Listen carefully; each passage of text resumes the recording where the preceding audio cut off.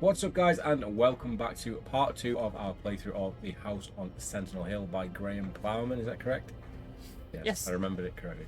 Right, so yeah, this is the Cthulhu-esque RPG book, and in the previous part we basically messed around with this weird Frankenstein machine and ended up in a other world.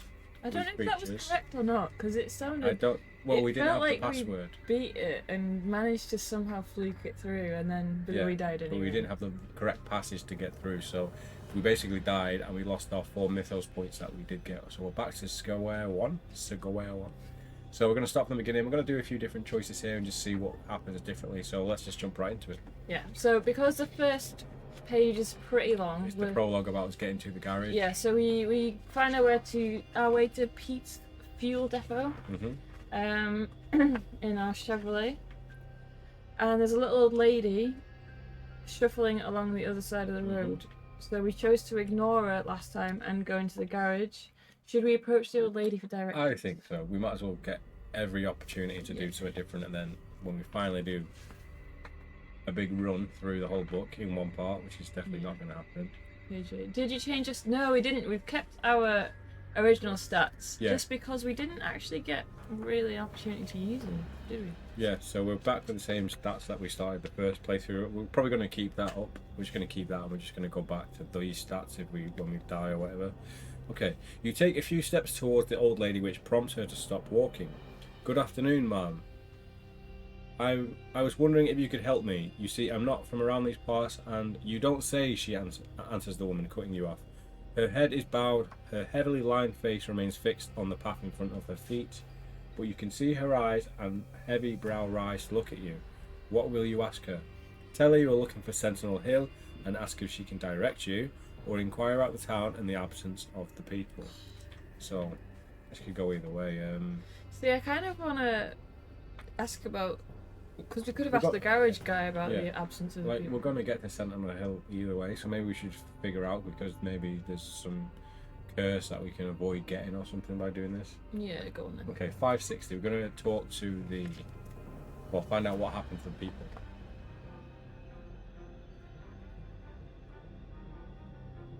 $5.60. I think so. What a big book. Yeah. You inquire? We haven't even drunk anything yet. You inquire about the lack of people around. She's the only person you've seen. She lifts her head and then looks you up and down. Being a city fella, you must think every place be full of people flapping around, bumping into each other. Not here, lad. People about doesn't mean they want to be eyeballed by strangers. If it's unsettling for you, how about you get on back to your mobs? She seems indignant and starts to shuffle away, mumbling to herself. You realise she hasn't told you how to get to the hill. You attempt to ask, but she waves you away, saying you're best leaving it well alone. What will you do now? Enter the garage to ask in there, call it a day, look for lodging and get a fresh start in the morning. That I feel like that's just going to bypass the garage and end up staying where we stayed yesterday. Yeah. Or you can return to your car and drive on. Perhaps there will be a sign to point you in the right direction. You've got so many different options because there's different paths to take on that road as well. Maybe should we go in the garage and ask him different questions? Yes. And then at least we can rule the garage out in the next time. 59. Then we still might have to go back and talk to her and ask her the other options as well.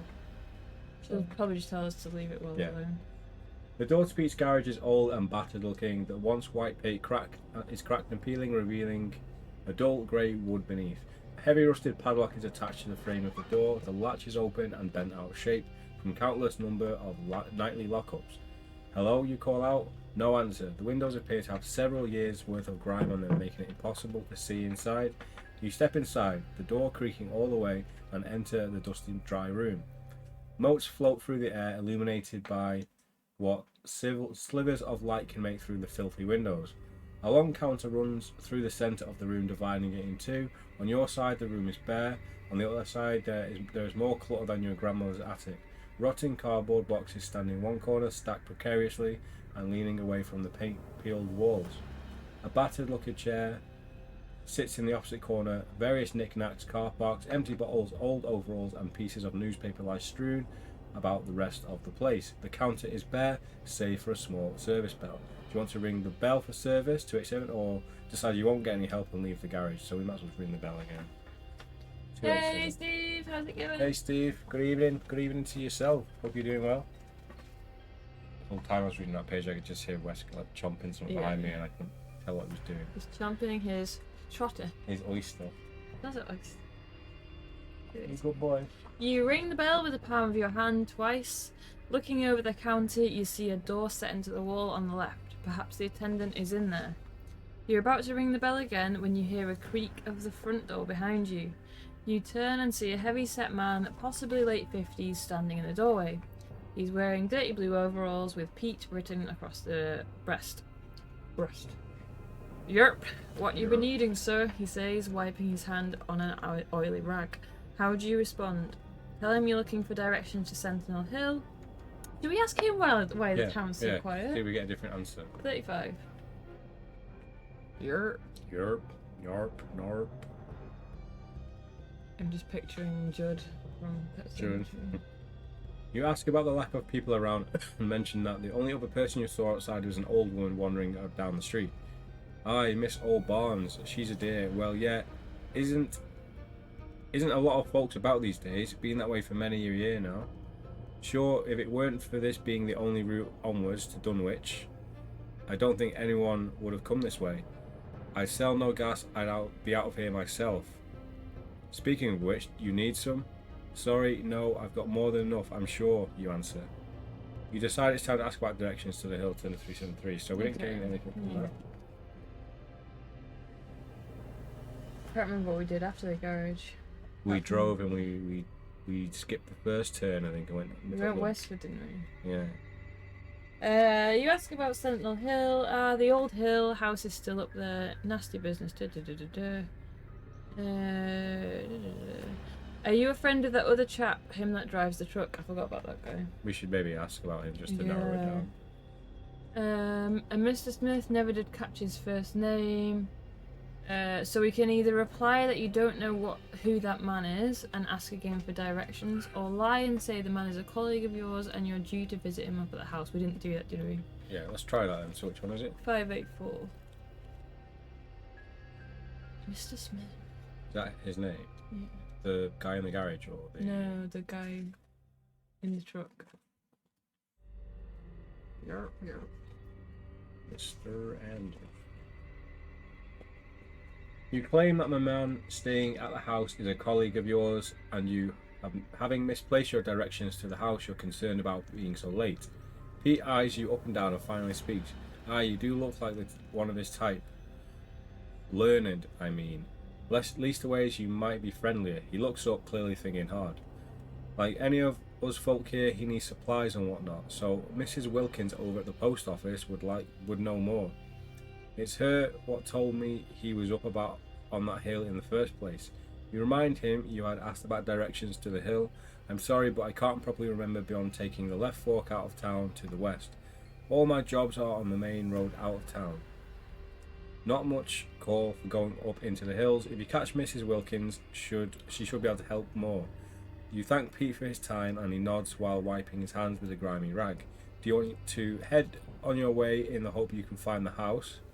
Head to the post office in hope of getting better directions, or ask Pete to check over your car. Oh! Should we hopefully we can do both. Should we get him? Oh, surely we can. Yeah, let's get him to check over our car, because obviously the radiator bust. It definitely was about to conk out. Let's try that then. So, turn to page 18. I'll keep a finger on. Yeah. On that. Outside, Pete lifts the hood on your car and pulls a wrench out from his belt. Your radiator won't last too much longer with this valve loose the way it is. He tightens it and closes the hood. Now, no charge for that. Oh, legend! You thank him for the repair, he bids you good day and heads back into the garage.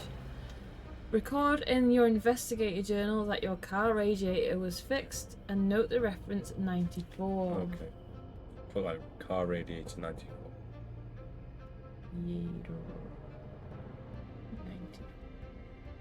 So our first successful journal entry that we might use. Later in the story, if asked have you earned this information, you'll turn to 94. Mm-hmm. Do you want to head on your way in the hope you can find the house, or head to the post office? Let's go see Mrs. Wilkes. Miss Wilkins. Wilkins? You're thinking of Annie Wilkes. Let's gonna say Wilkinson. Miss Jackson.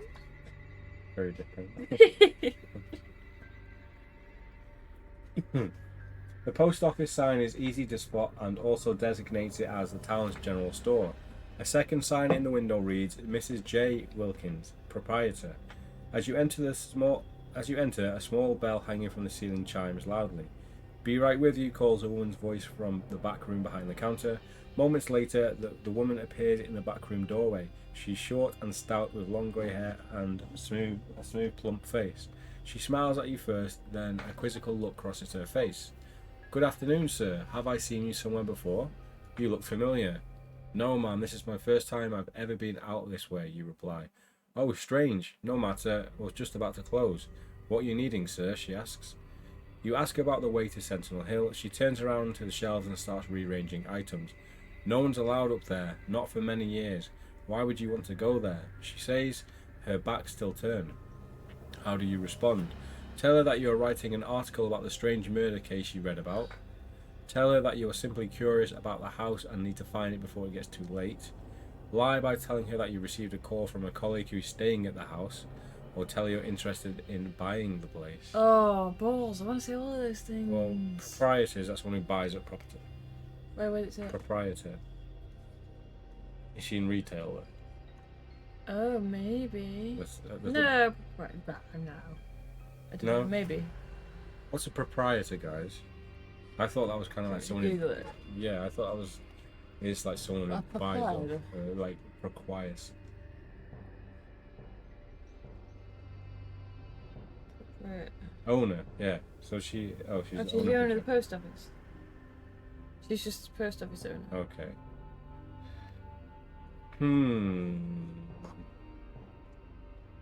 I mean, we tell her about the friend. She could be like, okay, like worried that we need to go and save them, or she might be like, it's too late, they're dead.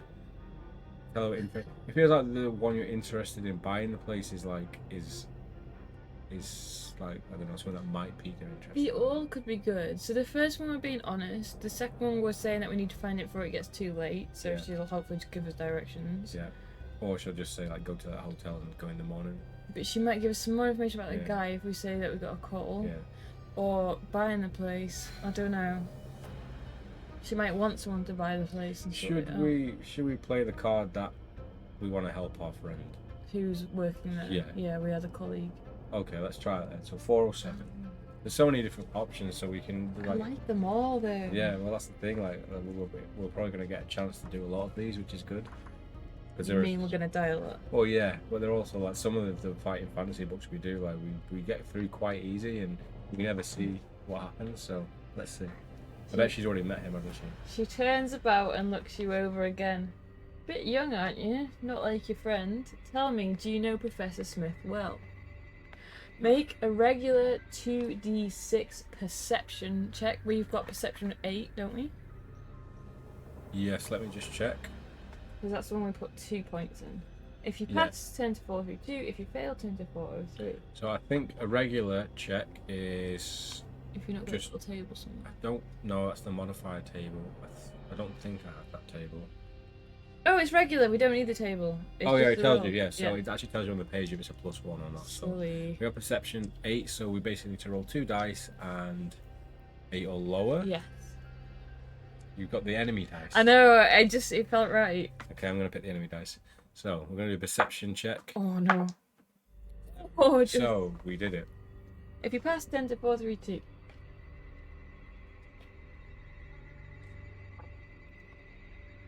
Smith, I think you mean Professor Albert Peabody, don't you? You reply. Remembering the name from the news article, she smiles. Sorry, I guess I'm getting my names mixed up. Ah yes, that's the fellow. He comes in from time to time in his truck, always ordering the strangest of stuff from me. Don't suppose you'll tell me what it is you lot are doing up there in that old house, huh? She appears to have perked up. Any hint of suspicious nature has faded, replaced by an inquiring mind. You tell her that it is secret stuff, strictly hush hush. She sighs and falls silent. Record in your investigation journal that you know who is in the house, and the reference is 333. Okay. What do you want to ask her? Inquire about the types of items the professor has ordered. We'll ask for directions to the house of Sentinel Hill. I feel we should just ask about the items. Yeah, I want to ask it. We're gonna end up in the house, no problem. So 53. Just bought some lube.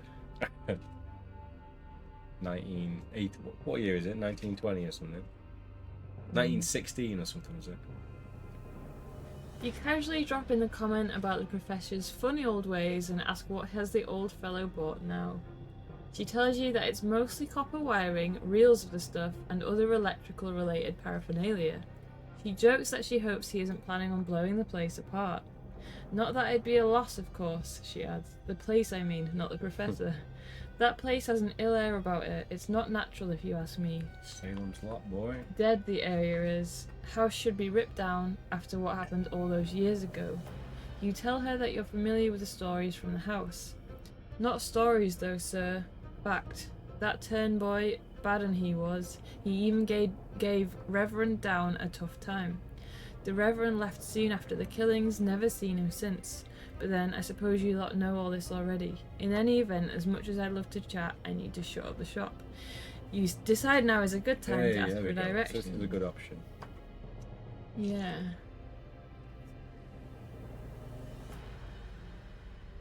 Did he try and kill us? Who? The professor. Professor. Professor Peabody. I can't remember, but I get the vibe he wasn't good. No, he wasn't. Did he push us down? No, he injected us and knocked us yeah. out. I don't know what happened. Where did we wake up? Down in the pit. Yeah.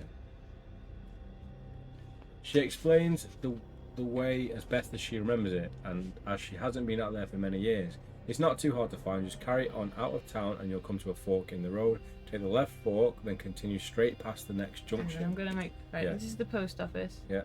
Where are we going? Straight down the road. Continue until you get to a fork in the road. Yeah. And take the left fork, then continue straight past the next junction. I think the next junction is probably where we went down. Yeah, we went left. Finally, turn left at the next opportunity, and up a little from there, you'll see a large boulder by the roadside. The trail to the house is there. Follow that trail up the hill, and you'll be at the old place soon enough. You got that? Yeah. She smiles broadly. You thank her for her help and leave. When you get back to your car, the garage appears to have been locked up for the day. The evening light is fading. A cold breeze suddenly whips through the garage lot, blowing leaves up into a swirl. You turn up your collar against the cold and get into your car. Can't we stay here with Miss Jackson? Let's just go. Yeah, let's stay in the hotel with Miss Jackson. Miss Wilkins. Armed with the directions to the house, you drive on. Turn to 557. I wonder if there's stuff you can miss if you go the wrong way though. Like, what did we actually lose from going to the inn and stuff? We had a weird dream, didn't we? Or something like that. We did. We had a few weird dreams, I think. It's almost 6 p.m. Oh, it's only 6 p.m. We're loads of time. Or maybe if we get there early, we get to see something that we wouldn't normally. It's almost 6 p.m. as you're rolling slowly along the leaf-strewn road through the woods, keeping an eye out for the house. The evening is fast approaching and the low sun is now obscured by dark clouds. The overhanging trees are in cahoots with the clouds, darkening the evening more as they form a tunnel that envelops the road. So this does take us to the same place. We've definitely read this before. Sadly, no dream cheese. There will be some in this book. There's always dream cheese. It's in the attic of this house on Sentinel Hill. You switch on the headlights to improve visibility and prevent you from missing any telltale sounds of the house's whereabouts. The road starts to slope upwards as you enter the hills that stretch across the side of Durham town. A few minutes pass when you arrive at a fork in the road. The trees and brambles are thick, knotted together as though one wants to strangle the other. There's no signpost at the fork. We want to take the left fork. Yes, 22.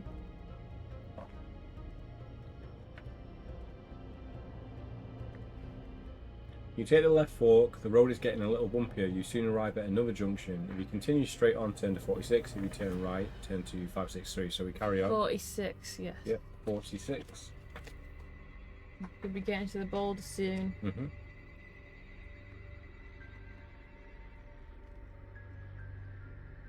As your car jostles its way down the uneven road, you come to a turn off to the left. You can take this turn or continue straight on. Yeah, we want to turn left. Yep, 286. And then there should be a boulder. Yeah, hopefully. You turn left, hoping to see signs of the hill or even the house. However, with the light fading, you start to doubt what you were even doing. You contemplate turning around and taking lodging in the town, but decide to confirm the house location first.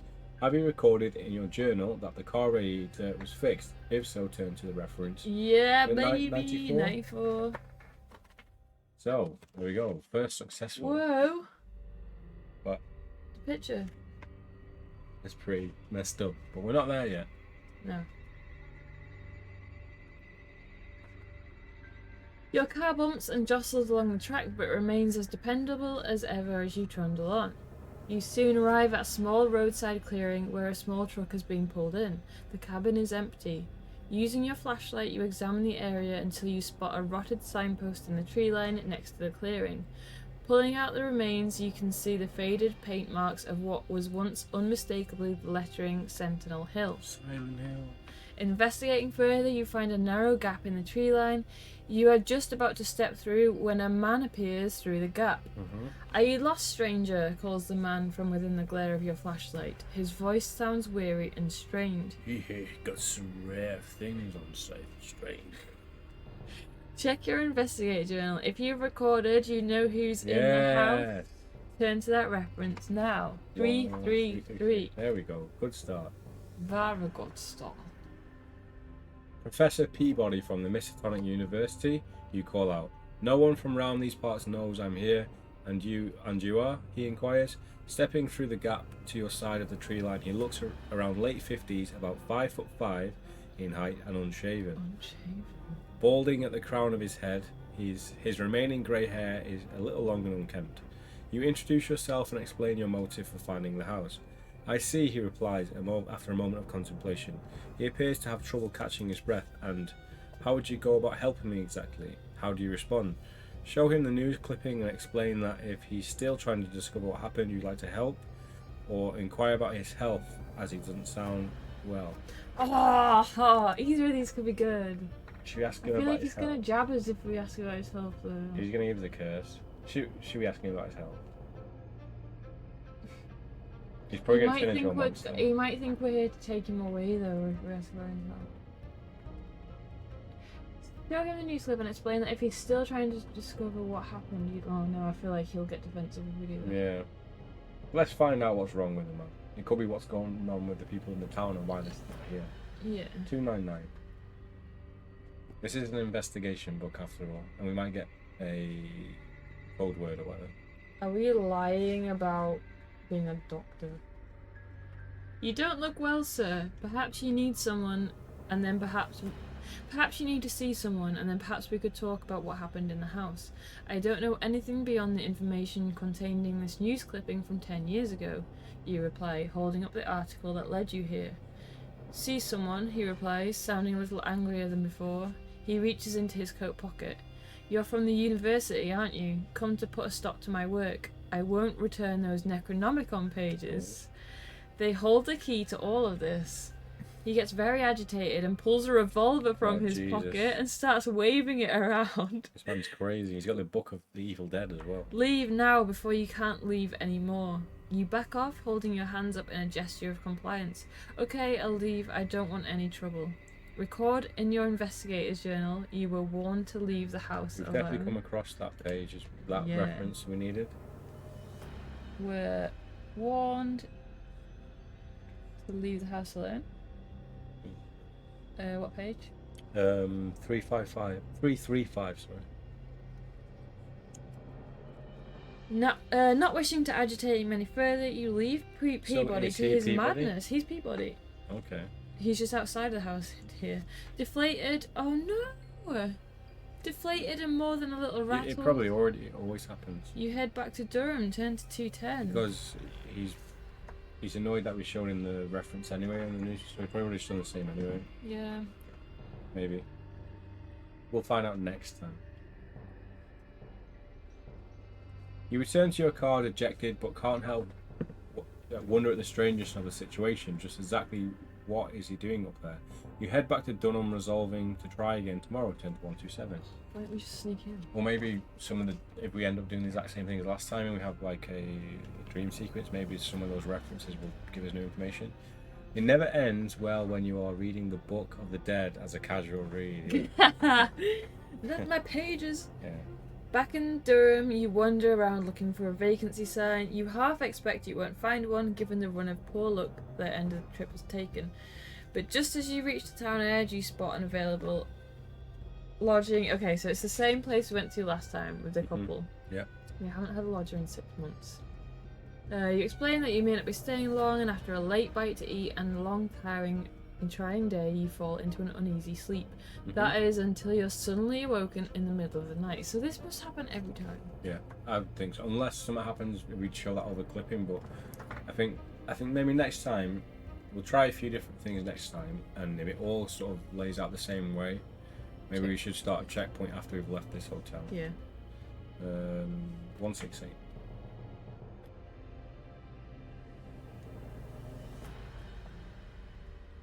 Your eyes flick open. Flashes of green light fill the room through the window. Green lighting. The window is open, but you were sure it was closed when you retired for the night. Maybe this should be our dream. Cheese? No, we ain't got the dream cheese. This is our a dream mode. Is this where we find cheese? Yes, it's very mouldy. X. So yeah, this is our dream lighting. So help us, you promise. A distant voice, terrible and raspy. Your heart nearly stops as you dart your eyes about the room. Who's there? Show yourself, you stammer. More flashes of green light pour through the window. Oh, we're going to get lightning and stuff.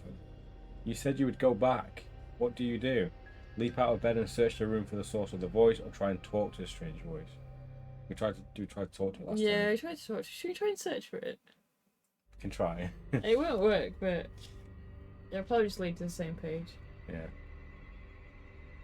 What if we touched the ghost? Under the desk.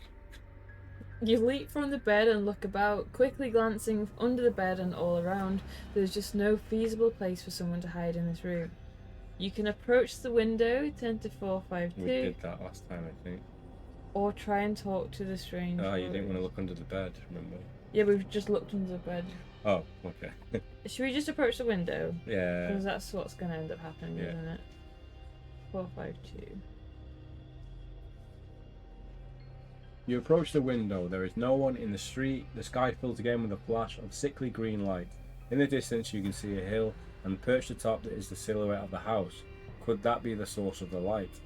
The voice, much fainter now, as though you were travelling on the wind, speaks one last time. Come, Frank, you promised. The speaker knows your name. You wait, expecting more. Your heart rate eases and nothing more is said. It's only then you decide that the chill of the air blowing in the room, and quickly latch the window closed as one last flash of light floods the room with the green haze. You turn to get back into bed but find it gone. Turn to 569. 569. 569. 369. We awake from our slumber. Get low. The green haze lifts and you find yourself standing in a long corridor. Yeah, here we go. So we're in the house now. I think so, yeah. Didn't we go to the house? No, this happened because I think I was quite tipsy at this point, and I was like, did I miss us like getting to the house? Did we just randomly end up in there? Okay, so we're standing in a long corridor. The floor, walls and ceiling all glint of polished metal, smooth and cold to the touch.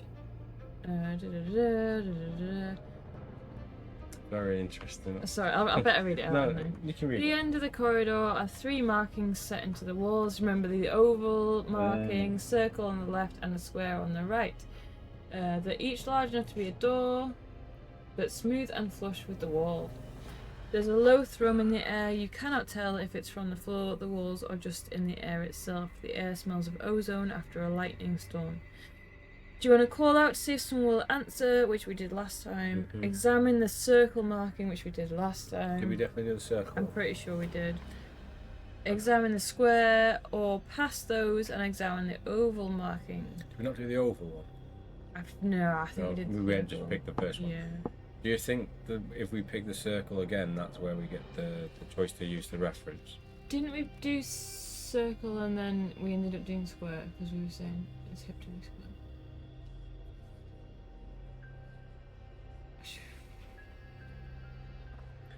No, I think you said that, but we went with circle anyway. But then didn't we pick square afterwards? If we did that, should we try circle again? Okay. Oh no! Because we might have a reference that we last time. Let's go check the circle markings, hundreds.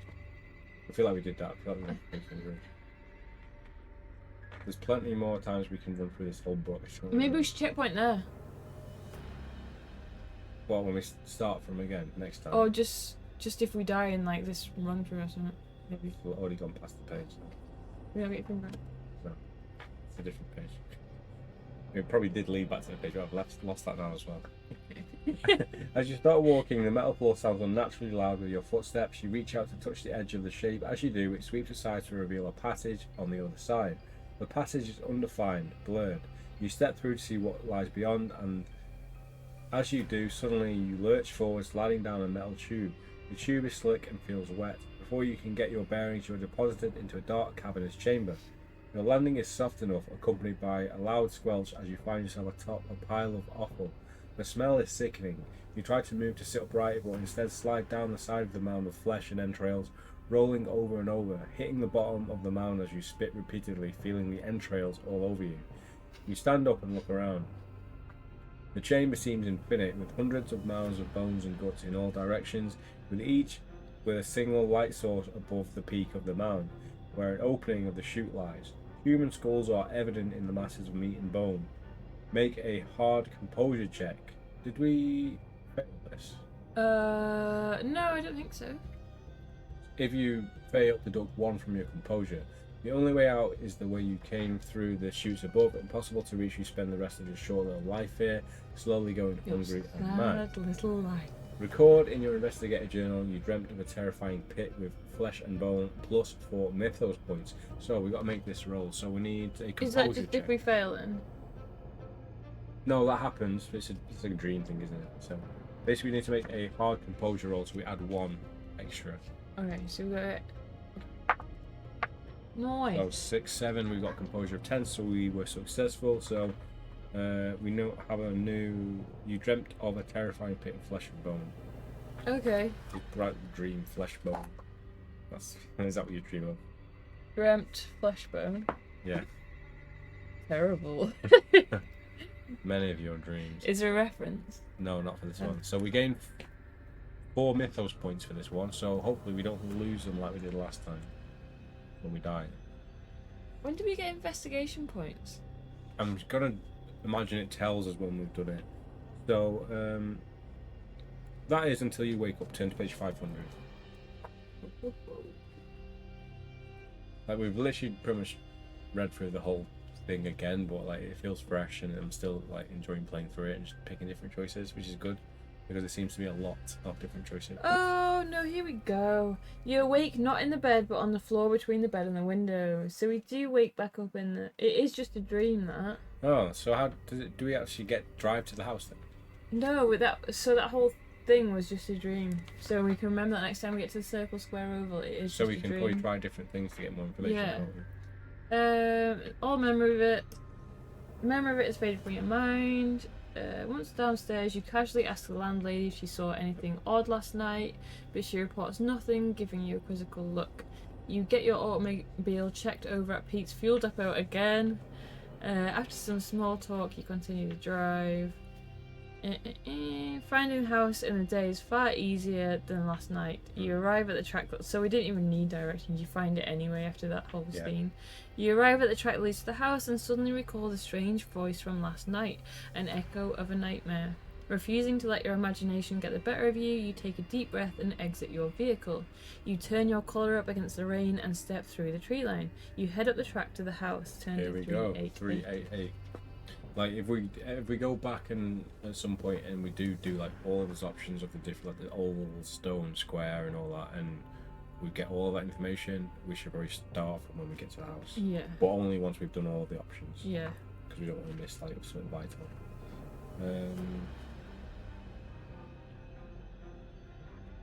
So we are back at the house on Sentinel Hill. So, track leads steadily upwards, twisting and turning on all the blighted landscape. So, it's a very long paragraph, but basically we get there, it's all boarded up, and we can either sort of go round the house, try the front door, and Did do we try multiple things. everything, but it just ended up at the bin front door? I think there's a few things that we didn't try, so maybe we should see what the options are. So, oh, okay. Okay, here we go. So you can check your investigation sheet. If you have recorded, you have been invited to the house. No. You must turn to the reference notice. So that is probably if you don't ask him about the guy's health. Yeah. If you ask him, just show him the clippings, and maybe he will invite us. And then he drugs you. Yes. Hey, Odium, how you doing? Hey, Odium. Cheers, Odium. Cheers, Odium. He's got a drink. Rude. Or if you have recorded, you were warned to leave the house alone, which we did. Yes. Turn to that reference. If you don't have either of these, you must choose the following instead. Knock on the door, see if it's unlocked, go around the outside. So we did all of that last time. And this time we have the reference for. So it's 335. Here we go. Let's see what happens differently then. This is bad, isn't it? You've literally have met the crazy dude. How's it going? You turn up on arm, say for paperclip. Yeah. And now we go back around to the house the next day. And to be fair, maybe Good morning. maybe he's sobered up and he doesn't have any recollection of pulling his revolver out last night. You recall the professor's warning that you stay away from the house, but something tells you that We if you should could, go back. if you could just convince him that you're here to help, then he'll be more open to the idea. You pause for a breath and look out at the wet, desolate hilltop. The rain beats down thick and heavy. It's a grim sight. You turn back to face the house and look at the rusted metal knocker in the centre of the door. Will you knock on the door, turn to 472, or try the door instead and see if it's open? We did know that the door's open, don't we? So should we just go in? Or should we knock? Well, he's just gonna inject us anyway. If we can go in, there's a way we can sneak past him. Yeah, because we shouted out, didn't we? Yeah. Okay. Let's try and get past him because we know he's a messed up dude. Yeah. 166.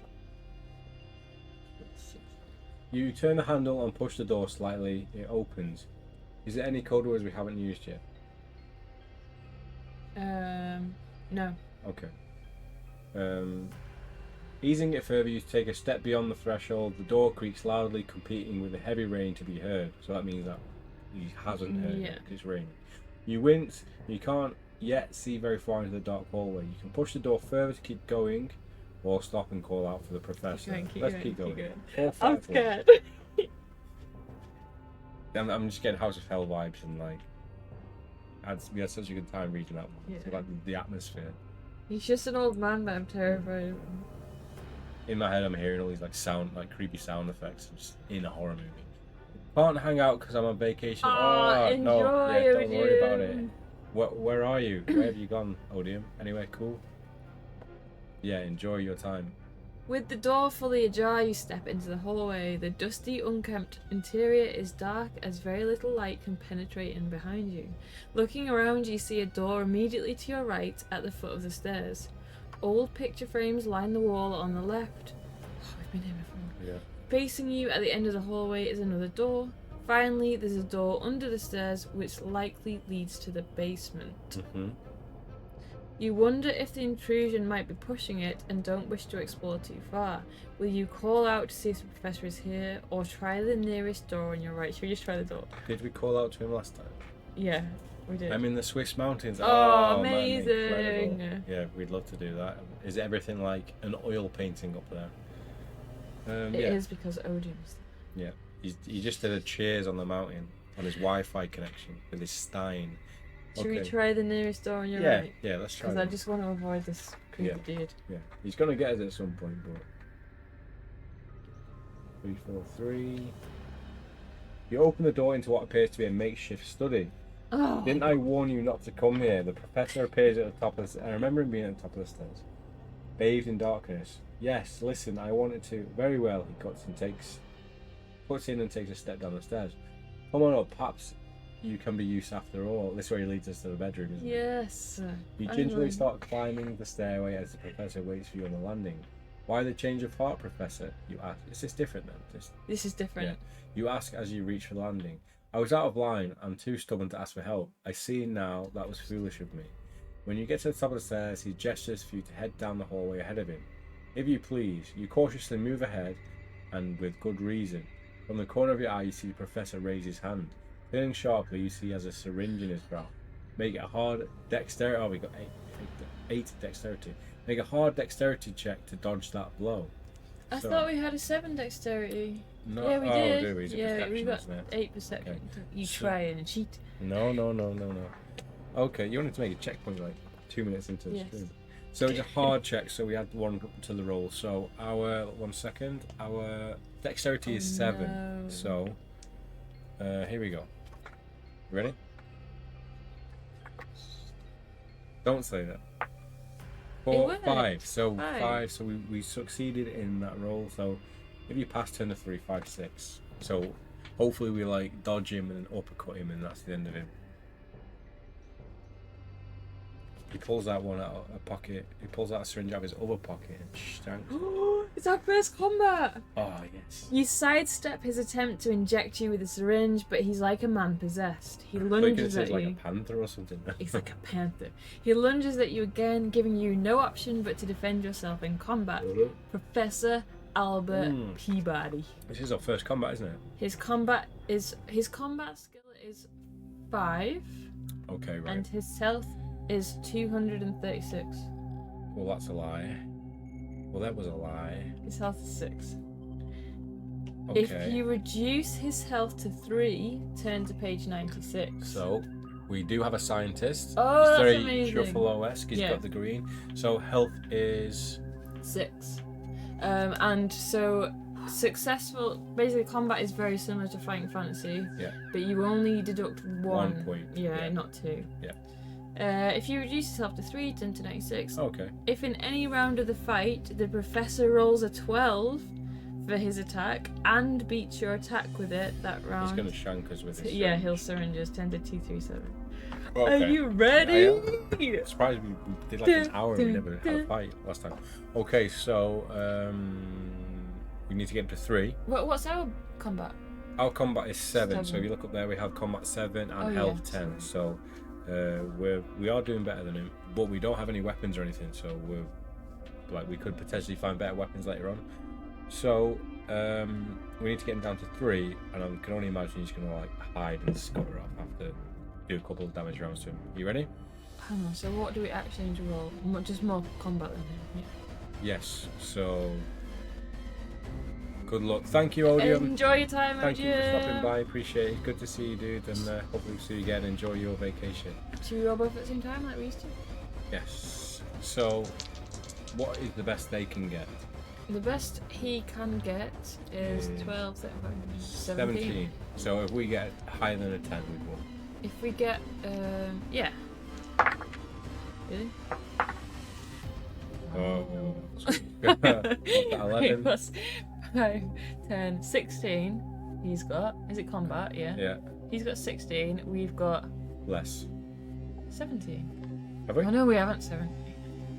No, we did. Oh, we got 14. I'm looking at It's composure. combat, isn't Yeah, it? I'm looking Combat, at combat. Oh no, he beat us then. Okay, so we lose. Do we have this on here? We lose 1 health. Yes. We only Okay. got 10 health. Yes. What? Okay. We've got this. Don't worry. Okay. 7 plus 5 is 13, and we have 12. He's got 12. Has he? Yes. Oh, we got 13 then, haven't we? No, we We've got got 12. 12 too. Okay, It's a so draw. Yes. It's fine. It's all good. May not be big. That's a win for him again. Is it? Gotta be. 11. Oh, it is, yeah. At least it's only 1 point we're taking off. And I don't know if there's any stamina or anything in this book. I don't know if there's any health potions. No.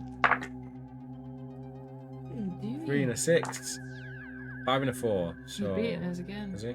10. Yeah, definitely. 16 plus. He's definitely beating us. Oh. We've only got 2 more combat than him. Wow. It's okay. quite like an even fight.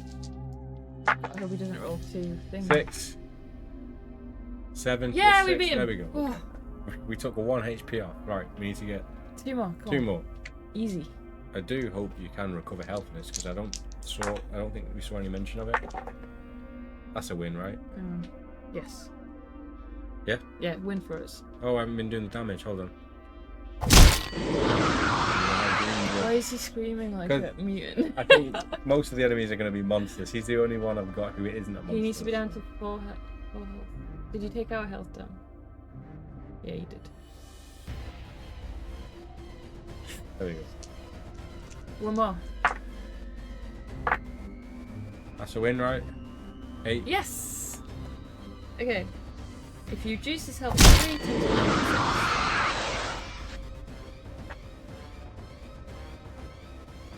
You land a heavy blow as you attempt to defend yourself, causing him to fall back against the wall and slump into the floor. The syringe falls from his grasp and smashes it into pieces on the floor. You check for a... You can kill him, didn't you? You check for a pulse as best as you can. Nothing. Placing a hand on his chest, you check to see if he's still breathing. Still nothing. You've killed him. Make it a very hard composure check. If you fail, deduct 1 from your composure. Record in your investigator journal, you killed Professor Peabody in self-defense. -10. No way! It was his fault, he tried to drug us! I know. That's self-defense. So we're on -10 mythos points. No, because we've got 4. Does that go back to 0 then? No, and then it'll go minus. It'll be on... Can it go minus? I don't think so. I think it said if it goes less, you just go back to 0. But surely you could not be on more than 10 at this point anyway. Yeah. I'm going to put it on 0, but if that's wrong, we'll put it to like -4. I would never think it would affect your composure if someone tried to kill me. But I think it's more the fact that like our sanity is dropped because we've just killed this guy and it's probably the first person we've ever killed. Probably. Yeah, we're a news reporter, aren't we? Then maybe not. We're a journalist. Gotta get that score. Okay, so we have to still make. So you lose that either way. So we need to make the composure roll of. We basically roll 2 dice and add 2 to it. What's the composure? 10. Okay. 6, 7, Yes, 8, 9. 9. You made it. Okay. After some moments, you compose yourself and decide. So you kill Professor Peabody. That's the. Oh no! I bet he needs to stay alive. Yeah, but how do we do that? Well, Peabody. Unless he's faking his death. No, his chest. We just checked him. Yeah, but he might have injected himself with something. Why would it like? Why would it let us do that after getting him down to 3 health? He's still got health. So you decided at least to see what his business was all about. You find a door to the study, turn the 326. Yeah, he was alright badass in this one. I know. We're like, how do we kill him? Did we like karate chop him? We got any weapons? We just beat him. We just beat him with our Beyond. fist. He had life left, so like we didn't kill him. Oh, he did have life left. I think he's faking it. Fake it till you make it. Some of the things he bought from the inn are probably like something to make his heart rate slow. You enter a makeshift study on the first floor through the door at the foot of the stairs. A simple desk and chair sit against the far wall. The window above the desk faces out to the side of the house and is not boarded up like the front-facing windows. Rain runs down the window, blurring the view outside. The desk is strewn with papers, open books, and notes. Trying to get away from his desk. Yeah, maybe we should find ourselves some heart stoppers for a little while, yeah. Filled bookshelves stretch the length of the room. Where would you like to search? I want to search his bedside cabinet. You don't want to look in there. We can either examine the bookcase or try the desk. Desk. Right. Hopefully, if we check the desk, we can then check the bookcase. There's got to be a key. His bookcase is going to open into a weird Cthulhu room, isn't it? Yeah, but there might be a key that we need through the bookcase and his desk. Yeah, I want to look in the desk first anyway. Okay. He does have a library desk has a still page for the... Yeah. I'm sure they would probably rack up quite quickly. Yeah, the amount of like 12-year-olds who are so good every time I try and rent out the Necronomicon from the library and they find out it's been gone. Yeah. They've probably written like in the back of it like Nigel, like their name in the front of it. Will you examine the bookcase or try the desk? Okay, 494. Desk. Are we doing desk? Yeah. Desk, yeah. The bookcase is clearly going to have a secret passageway. Let's be honest. Ooh. The desk is almost completely covered with notes, papers, charts, and various open books. There's a journal filled with notes, a couple of star charts held open by 2 large paperweights, a map of the solar system, and various books on studies of physics and the new quantum theories. Some loose pages catch your eye, old and torn as if ripped from the older book written in Latin. You push them aside as you cannot read them. What do you want to look at? Take a look at the star charts first, or if you'd rather review the journal? Is the journal all written in Latin? I don't think so, but it says check the star charts first, as in you can check the diary afterwards. Okay. And with this being like Cthulhu-esque, it's going to be some weird like spacey stuff, so maybe we should check the star charts. I would have said journal, but if you want to go star chart, we'll It's go just star the chart. fact that it says to look at the star charts first. Okay. So I 476. trust you.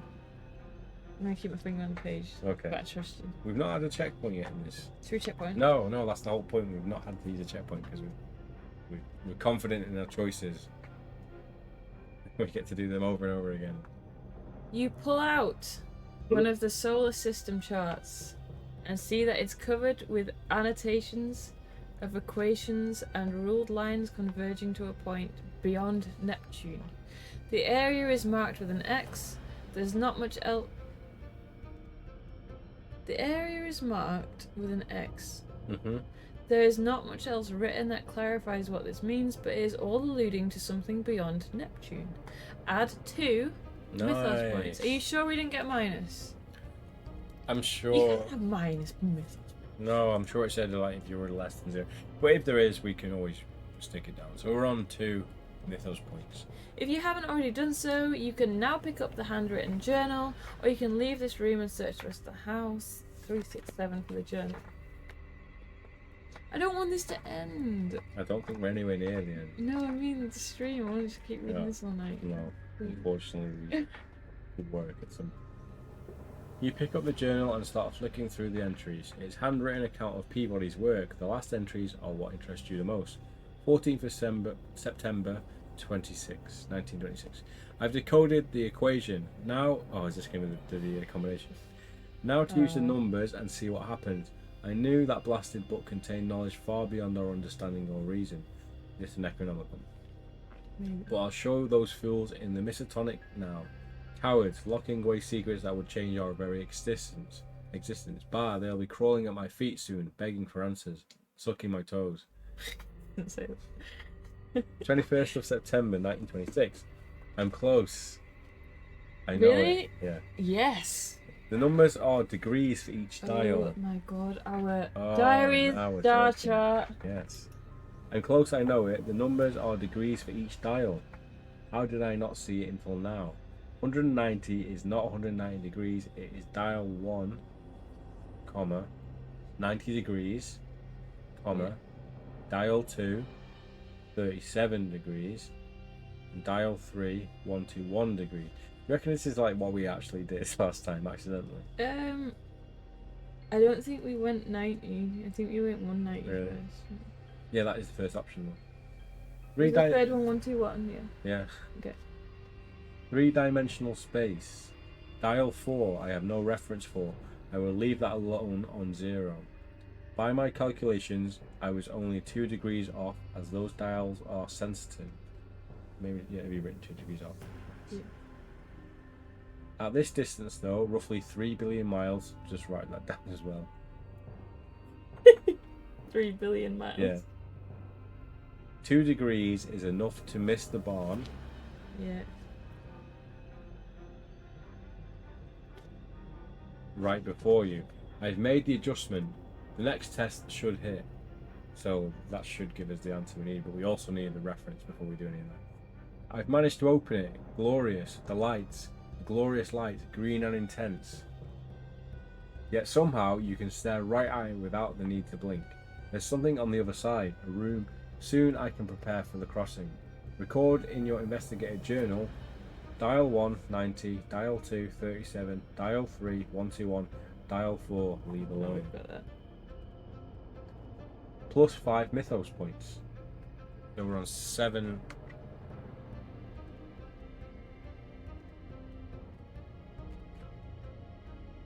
Oh, I lost the page then. So plus 5 mythos points, that takes us up to 7.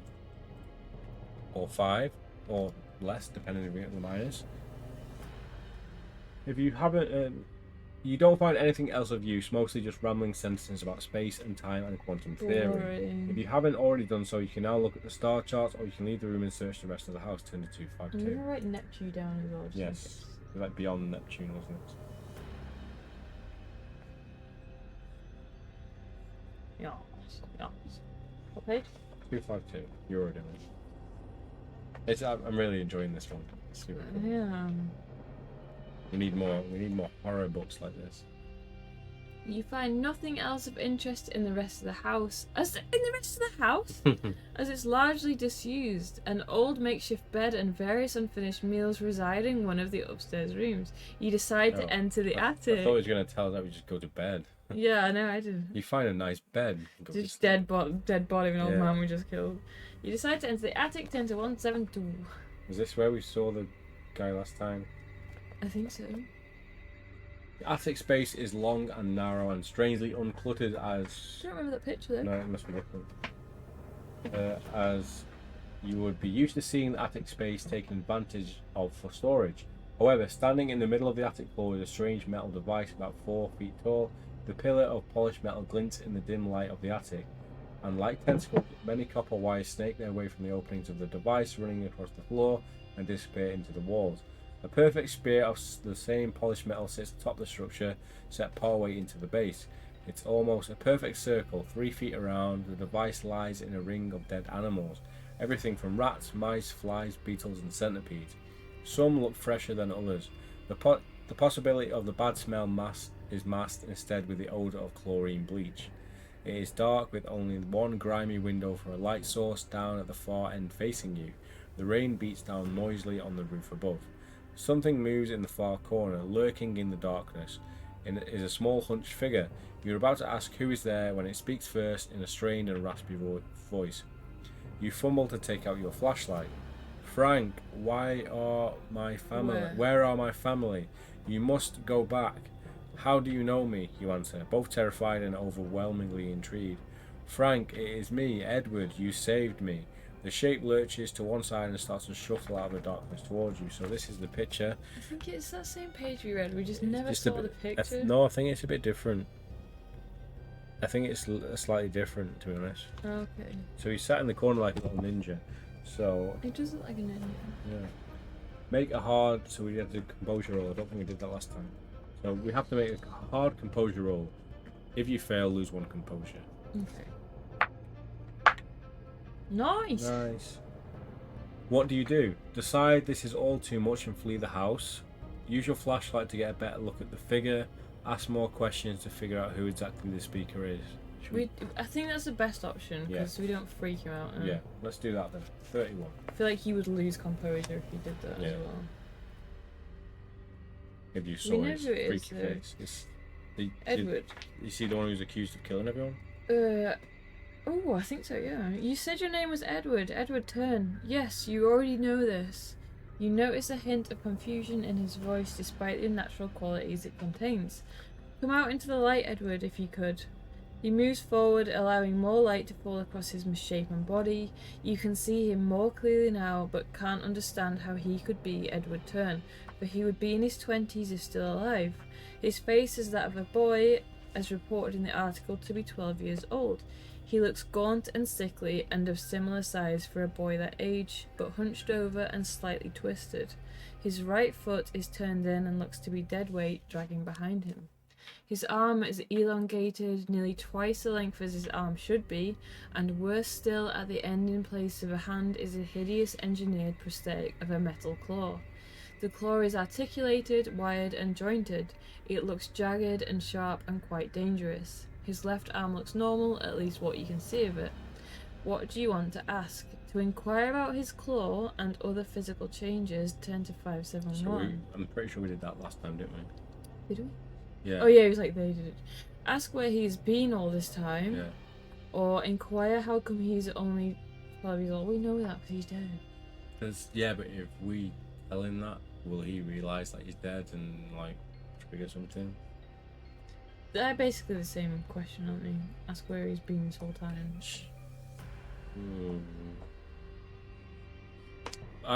Obviously the option we've never tried last time, but because that one, that's where he's been all this time. He might be like, I've not been anywhere. He might feel like it's only been like 2 seconds for him. Yeah. If we ask him why he's still only 12-year-old, it might trigger something.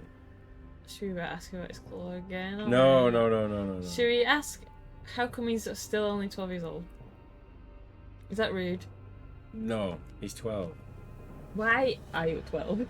Why are you 12? 77. I am 12, he replies, as puzzled and frustrated as ever.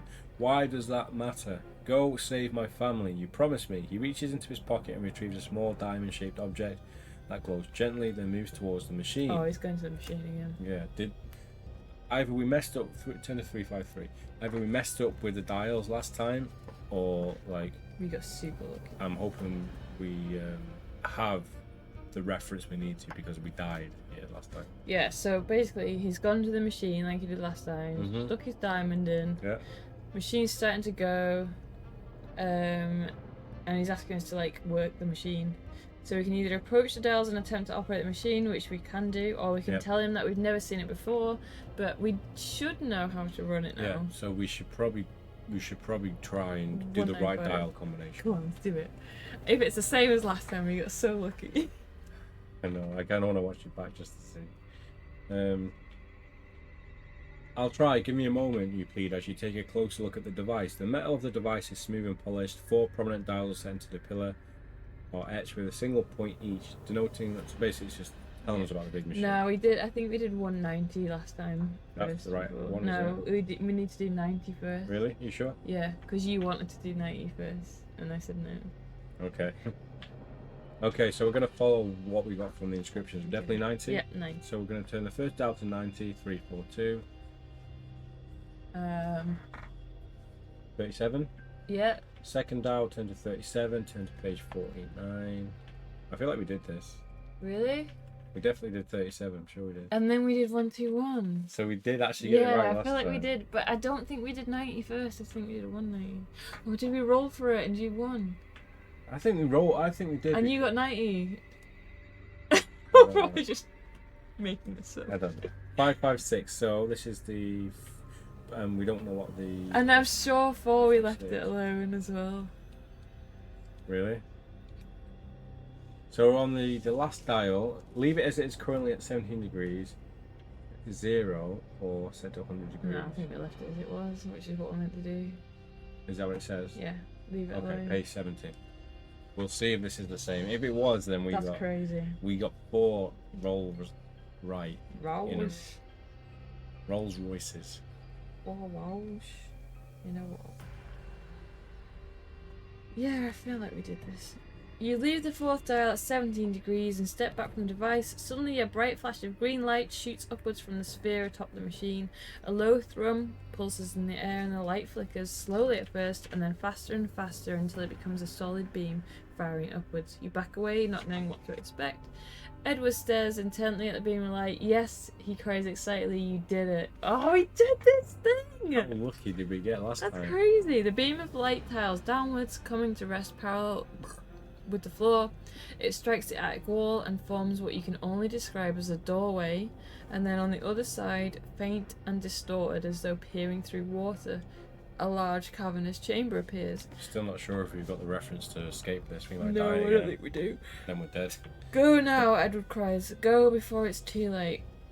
Equals part terrified and fascinated, you step up to the shimmering doorway. The thrum of the machine pulses through your head.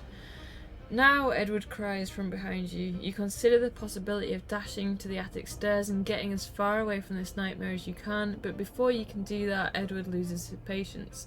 He advances on you and pushes you through. 10 to 276. I think we got that right. That's madness. What are the odds of that? How many? Four options, 4 dials. Pretty good. Pretty good. The searing light of high-pitched squeal makes you grip your head, but it passes quickly as it began. You find yourself standing motionless until your senses reattune themselves and look around you in a massive cabin with huge piles of rotten flesh And bone stretch. Oh, I think we failed the check, did we? Yeah, but I don't think that's what killed us. We might have done. Above the peak of each mound. Oh, we know we like hidden stuff, didn't we? From the tentacles got us. Above each peak of mound of meat and viscera, a light is sent to the cavern ceiling. Next to each light, there appears to be an opening in the ceiling. Make an extreme composure check. I think this is where we probably lost a few points, but we can manage. So, extreme composure check is +3. So we need to get 7 or lower. Oh! Yes! You did it. If you pass, turn the 2 on 6. Despite passing, you still lose 1 composure as the full extent of this horrifying place. To be fair, to make it this far and lose 1 is pretty good. If you've not yet succumbed to madness, you steel your shredded nerves and look for a way out. Now turn to page 203. I don't remember what happened to us at that. It was just tentacles everywhere. The floor of the cavern is a sickening 2-foot deep black soup of blood, guts, and other bodily fluids. Wading through it is hard going.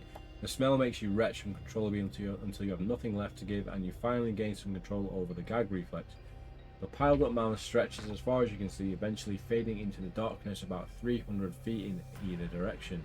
Occasionally, the sound of falling offal puts you further on the edge as different chutes open above to deposit more remains into the cavern. You wade on, scanning the walls in hope of finding an exit. It is not long before you hear short bursts of loud, high-pitched squeals somewhere off to your left. You may not be alone down here. Will you remain still to see if you can spot what made the sound before deciding where to move, or take refuge behind the nearest mound? Should we try and find if there's someone else down here? Aren't they blind, the things? Do you go towards sound? Yeah, I think so. The fact that there's someone screaming down here, maybe we should try and help someone or get information, because we did. Yeah, we got to not get killed first. Should we checkpoint it? Here. We will be probably wrapping up the stream very soon. But I think this is where we should make one, because we've come so far and we don't want to do the exact same thing as last time. You are free. Yeah. So remain still to see if you can spot what made the sound. So you are remaining still, so we're not exactly running towards it. So yeah, let's try that. Let's try that. 410.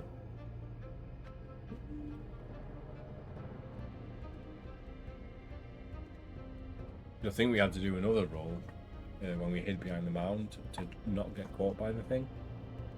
You stop and try to remain perfectly still, listening and watching out for signs of movement. After a few moments, a black slimy tentacle slithers over the side of the mound to your left, followed by another, and then rising up behind it, a black amorphous blob of viscous slime appears over the crest of the mound of flesh and bone. It forms another tentacle, retracts a previous one, and continues to morph and mould itself into different shapes as it glides down the mound, landing half submerged into the soup of blood and other fluids. It's not much bigger than a large dog, but you watch with a breathless horror as it seems to form legs to raise its body up and out of the lake of blood. Make a regular composure check. Did we get caught last time or not? Did we fail this? I don't know. No, we didn't. We definitely failed didn't one. die. We just got stuck, I think. We definitely failed one though around here. Yeah, we did, but I don't think that's what killed us. Okay, so if you pass, you manage to remain calm enough to remain perfectly still. If you fail, you are compelled to turn to flee. Okay, 9 or lower. You can do this. 5 or lower. 5 or lower. But I saw the 6 then, and it was like slow motion. 153.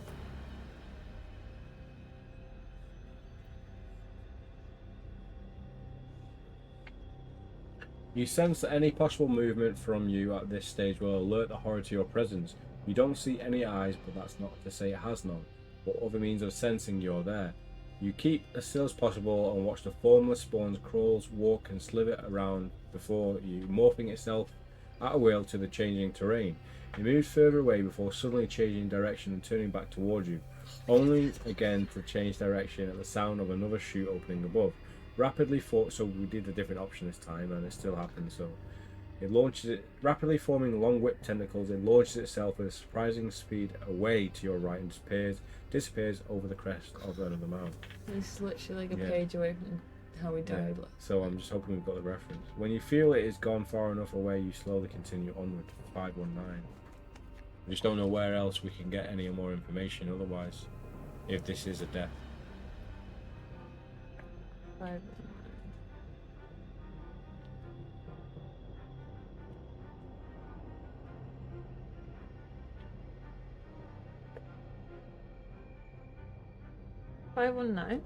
Hours pass and exhaustion starts to set in. You feel sick to your stomach, but we haven't done this, have we?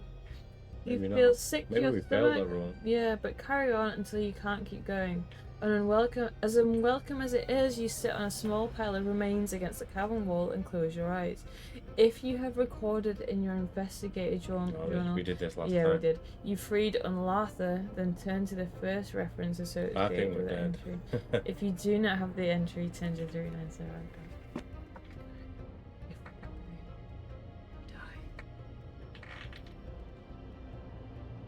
No! If so, we're gonna have to do a lot of figuring out what the hell we need to do. Okay. A restless sleep takes you as you lie against the cavern wall. The situation seems hopeless as you drift off. You're suddenly woken by a familiar high-pitched squeal. You open your eyes to see a formless spawn moving through the bloody sludge. Another screech sounds off to your left, and then another. 3 formless spawn, writhing and tore their way towards you. You press yourself against the cavern wall, praying it will somehow give away and free you from the nightmare. But all that happens is a lightning flash whip from one of the beasts catches you square on the forehead, smashing your skull against the wall. In seconds, the life drains from your body. The creature envelops you. Record in your investigation journal you were devoured by the formless spawn.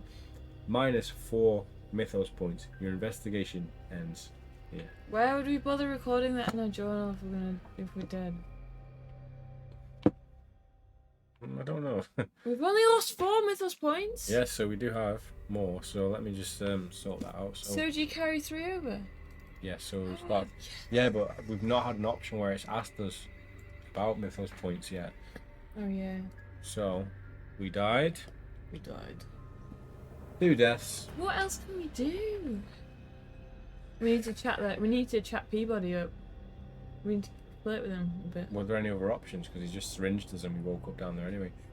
I think we need to do what we did with the post lady. When we chose the circle thing, what did we get from that? 4 mythos points. So maybe if we try a different option with that next time, then maybe we'll find some more clues to this Unlatha, whatever it was. Like, do you reckon if we're there to say we're helping him, he says, well, you're invited to the house, and then he goes down a different route? Maybe, but I'm just trying to think of different options, because I feel like we chose different things all the time this time.